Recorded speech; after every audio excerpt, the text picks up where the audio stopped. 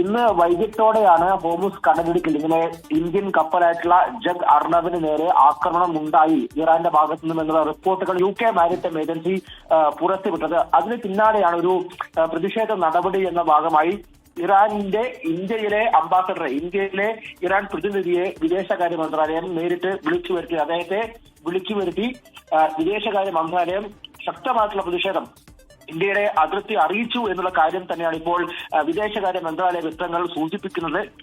ഇന്ത്യയിലെ പ്രതിനിധി ഡോക്ടർ മുഹമ്മദ് ഫത്താലിയാണ്. അദ്ദേഹമാണ് ഇന്ന് രാത്രിയോടെ, അതായത് അല്പം മുൻപ് വിദേശകാര്യ മന്ത്രാലയത്തിൽ എത്തുകയും അതിനുശേഷം ഈ കൂടിക്കാഴ്ചയ്ക്ക് ശേഷം തിരിച്ചു പോവുകയും ചെയ്തു. കൂടിക്കാഴ്ചയിൽ ഇന്ത്യയുടെ പ്രതിഷേധം ശക്തമായി അറിയിച്ചു എന്നുള്ള കാര്യം തന്നെയാണ്. മാത്രമല്ല, നിലവിൽ ഈ ഹോർമുസ് കടലിടുക്കിൽ സ്വതന്ത്ര സഞ്ചാരത്തിന് മേൽ ഉണ്ടാകുന്ന ഇറാന്റെ കടന്നുകയറ്റം, ഇറാന്റെ ആക്രമണം അതിനെ ശക്തമായി അപലപിക്കുക കൂടി ചെയ്തിട്ടുണ്ട് എന്നുള്ള വിവരമാണ് നിലവിൽ ലഭ്യമാകുന്നത്. പക്ഷെ അപ്പോഴും ഈ ഇന്ത്യൻ കപ്പൽ ആക്രമണം ഉണ്ടായ സംബന്ധിച്ച് ഒരു വിശദീകരണം, ഔദ്യോഗിക വിശദീകരണമോ ഇന്ത്യയുടെ ഭാഗത്തു നിന്നും ഉണ്ടായിട്ടില്ല. പക്ഷെ നിലവിൽ UK മാരിടൈം ഏജൻസിയാണ് ഈ വിവരങ്ങളെല്ലാം തന്നെ പുറത്തുവിട്ടത്. അതിൽ തന്നെ രണ്ട് കപ്പലുകൾ ഹോർമുസ് കടലിടുക്കിൽ കടക്കാൻ, രണ്ട് ഇന്ത്യൻ കപ്പലുകൾ ഹോർമുസ് കടലിടുക്കിൽ കടക്കാൻ ശ്രമിച്ചപ്പോഴാണ് ഇത്തരത്തിലൊരു ആക്രമണം IRGC ബോട്ടുകളുടെ ഭാഗത്തു നിന്നും ഉണ്ടായത്. അതിൽ ഒരു കപ്പൽ ജഗ് അർണബിലേക്ക് ചില വെടിയുണ്ടകൾ പതിച്ചു എന്നുള്ള റിപ്പോർട്ടുകൾ വന്നു. അതിന് പിന്നാലെ ഈ രണ്ട് കപ്പലുകളും യൂട്ടേൺ എടുത്ത് മടങ്ങിപ്പോയി എന്നുള്ള കാര്യമാണ് റിപ്പോർട്ട് ചെയ്യപ്പെടുന്നത്. എന്തായാലും രണ്ട് കപ്പലുകളിലെയും ജീവനക്കാർക്ക് ഒരു പരുക്കുമില്ല എന്നുള്ള കാര്യം തന്നെയാണ് ഇപ്പോൾ റിപ്പോർട്ടുകളായി